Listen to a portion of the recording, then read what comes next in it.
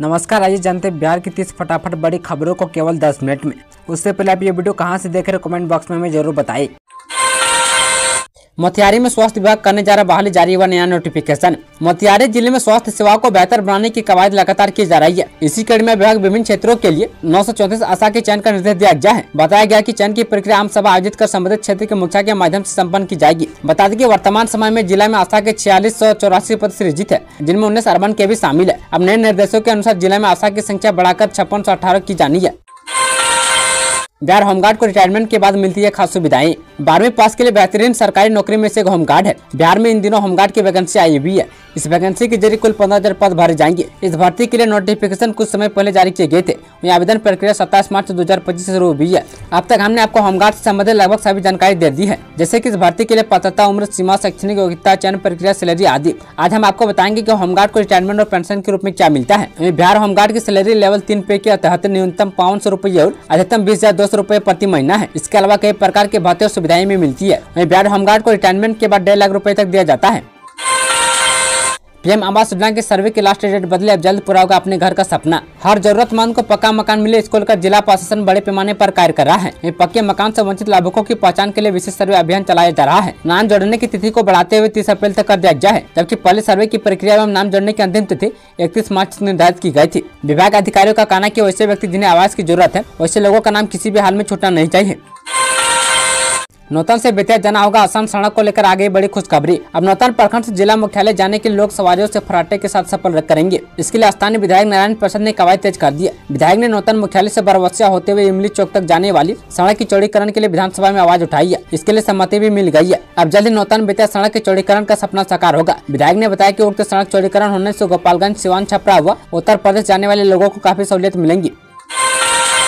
बेतिया में इस रोड पर डबल लाइन बनकर 13 अप्रैल में यात्रियों को मिलेगी बड़ी खुशखबरी। नरकटियागंज सुगौली रेलखंड स्थित बेतिया कुमार बाग पर डबल लाइन बनकर तैयार हो गया है। इसको लेकर रेलवे अधिकारी ने शनिवार को रेलवे ट्रैक का निरीक्षण किया। इस दौरान 100 किलोमीटर प्रति घंटा की रफ्तार से ट्रेन चलाकर रेलवे ट्रैक का स्पीड ट्रायल किया गया, जिसके बाद नए रेलवे ट्रैक से गाड़ियों का आगमन शुरू कर दिया जाएगा। आगमन सुचारू होने के बाद ट्रेनों को विलंब से स्टेशन पर आने की समस्या दूर हो जाएगी और आने वाले दिनों में यात्रियों को यात्रा करने में सहूलियत होगी।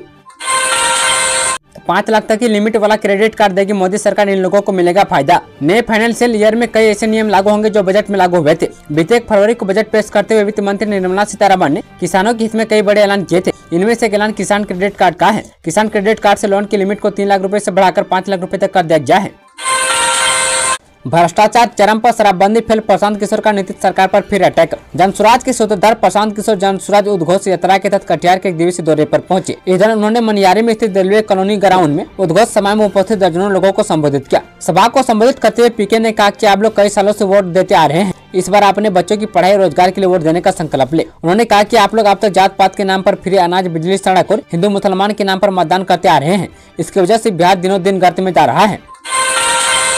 30 बीघा गेहूं की फसल और सैकड़ों बीघा में रखा भूसा जलकर राख। बिहार के बेगूसराय जिले के सुदूर गंगा पार के समूह प्रखंड में गैस गोदाम के पीछे तोफिर बाजार में रविवार को दोपहर करीब 1 बजे आग लग गई। स्थानीय लोगों की माने तो गेहूं कटने के बाद भूसा तैयार करने के दौरान भड़की चिंगारी ने धीरे धीरे आसपास के खेतों में लगी फसल को भी अपने चपेट में ले लिया। आग लगी की इस घटना में जहाँ संभव प्रखंड के सरलाही के दर्जनों किसान के खेत प्रभावित हुए हैं और मुख्य रूप से कुछ बीघा की फसल के साथ सैकड़ों बीघा में तैयार होने वाले भूसा के जलने की खबर है।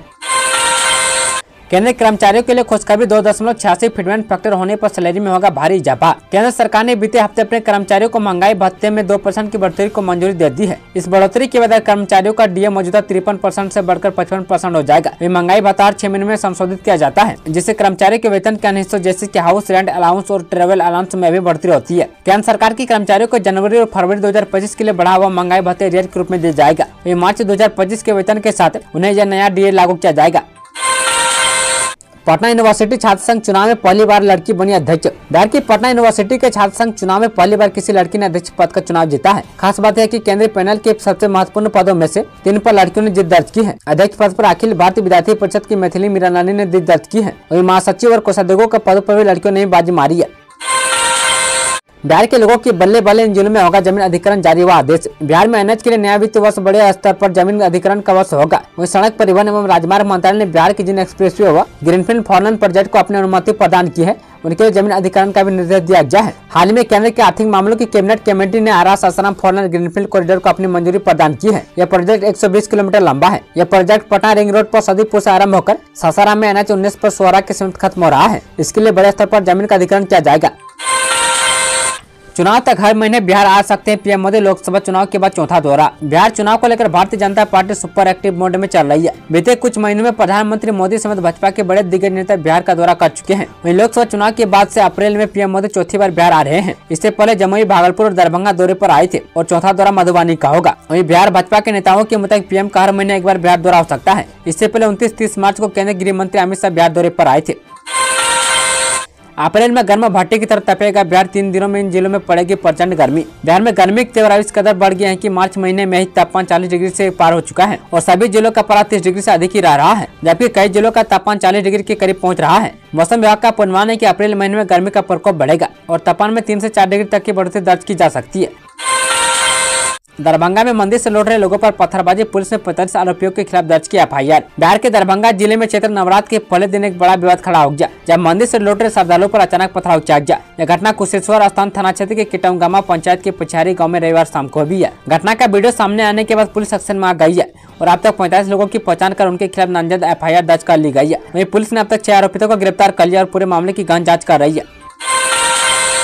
पटना जू की सैर में महंगी टिकट, बोटिंग और पास के दाम बढ़े। अब इतना देना होगा एंट्री शुल्क। संजय गांधी जैविक उद्यान में अब घूमना महंगा हो गया है। जू प्रशासन ने टिकट और अन्य सुविधाओं के दरों में बढ़ोतरी कर दी है, जो 1 अप्रैल से लागू होगी। और जू प्रशासन ने इसका प्रस्ताव वन, पर्यावरण एवं जलवायु परिवर्तन विभाग को फरवरी में भेजा था, जिससे विभाग से बढ़ोतरी को मंजूरी दे दी गई है। अब वयस्कों के लिए टिकट 30 रुपए से बढ़ाकर 50 रुपए और बच्चों के लिए 10 रुपए से बढ़ाकर 20 रुपए कर दिया गया है। स्कूल छात्रों की ग्रुप कक्षा 10 या 10 से अधिक छात्र को प्रति व्यक्ति 10 रुपए देना होगा, लेकिन इसके लिए पहचान पत्र सालाना अनिवार्य होगा।